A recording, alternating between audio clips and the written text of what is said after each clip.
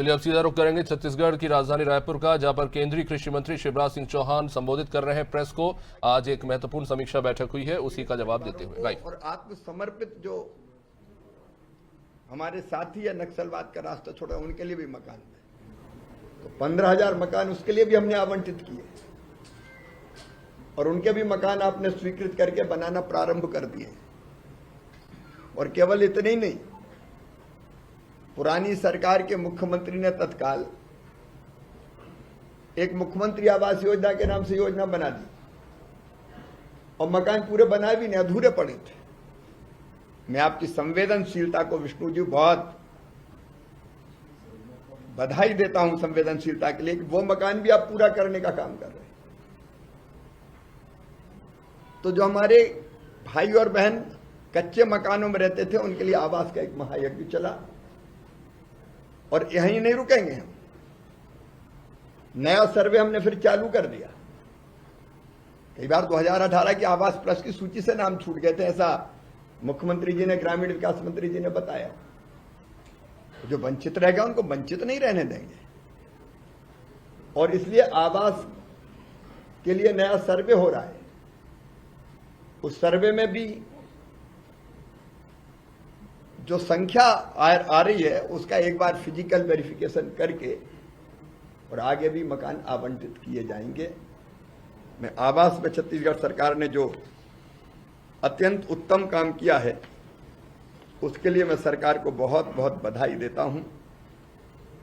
एक बात और कही थी आवास के संदर्भ में कि मनरेगा के अंतर्गत पिछले साल 3,355 करोड़ रुपया छत्तीसगढ़ को मिले थे। इस बार फिर लेबर बजट आया तो माननीय मुख्यमंत्री जी ने कहा कि लेबर बजट को रिवाइज कीजिए, थोड़ा कम लग रहा है हमको छत्तीसगढ़ की आवश्यकता को ध्यान में रखते हुए। तो आज मैंने आश्वस्त किया है छत्तीसगढ़ के लेबर बजट को फिर से रिवाइज किया जाएगा, ताकि मकान बनाने के लिए जो हम मनरेगा की राशि देते हैं वो भी पर्याप्त सरकार के पास यहां रहे। मिशन अमृत सरोवर पे भी लगातार काम चल रहा है। यहां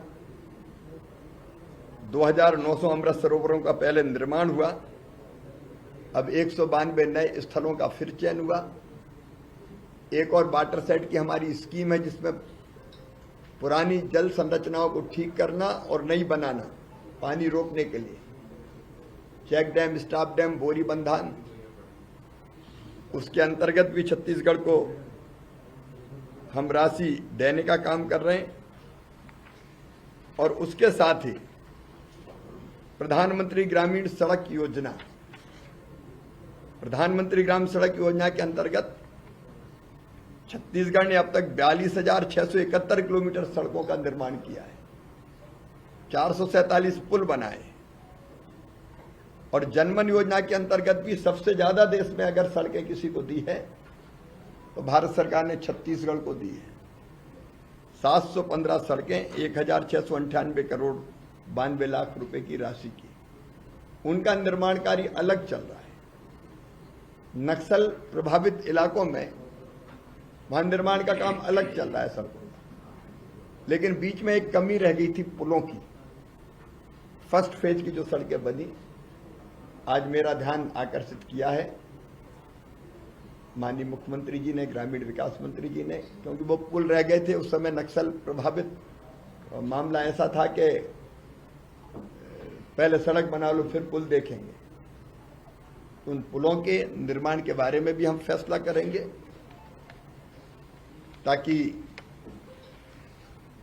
सड़क यहां बने तो कंप्लीट बने। और नई सड़कें प्रधानमंत्री ग्राम सड़क योजना के चौथे चरण में वो भी आपने चिन्हित कर ली है, तो उन सड़कों के लिए भी यहां राशि स्वीकृत करने का काम हम लोग करेंगे।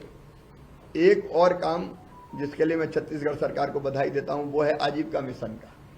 यहां महिला सेल्फ हेल्प ग्रुप बहुत अच्छा काम कर रहे हैं। 2,71,000 स्वयं सहायता समूह में 29 लाख बहनें जुड़ी हुई है।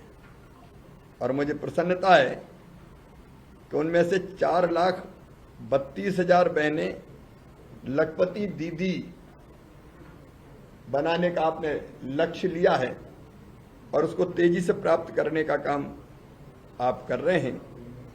समावेशी आजीविका में भी जो छत्तीसगढ़ ने काम किया था वो अभिनंदनीय है। इस साल 2 लाख दीदियों को लखपति दीदी बनाना था, लेकिन छत्तीसगढ़ ने ये जो मैंने 4,32,000 बनाई, ये 26 तक का लक्ष्य था, लेकिन इसी साल 3,23,000 दीदियां लखपति दीदी बन चुकी है। ग्रामीण विकास के अलग अलग क्षेत्रों में छत्तीसगढ़ बहुत अच्छा काम कर रहा है। एक छत्तीसगढ़ राज्य ने किसान आईडी बनाने में भी बहुत अच्छा काम किया। 24 लाख किसानों की फार्मर आईडी बन चुकी है। यहाँ अलग अलग योजनाओं की मैं विस्तार से चर्चा नहीं करूंगा, लेकिन कृषि के क्षेत्र में छत्तीसगढ़ बहुत उल्लेखनीय प्रगति कर रहा है। यहां उत्पादन बढ़ाने का मामला हो या फल और सब्जियां उत्पादित करने का मामला हो, धान का कटोरा तो है ही छत्तीसगढ़, बेहतर काम हो रहा है। और इस साल विभिन्न योजनाओं के अंतर्गत हमने तय किया है कि छत्तीसगढ़ को कृषि विस्तार योजना पर उपमिशन हो, राष्ट्रीय सुरक्षा पोषण मिशन हो, बागवानी विकास के लिए मिशन हो, राष्ट्रीय खाद्य तेल मिशन हो,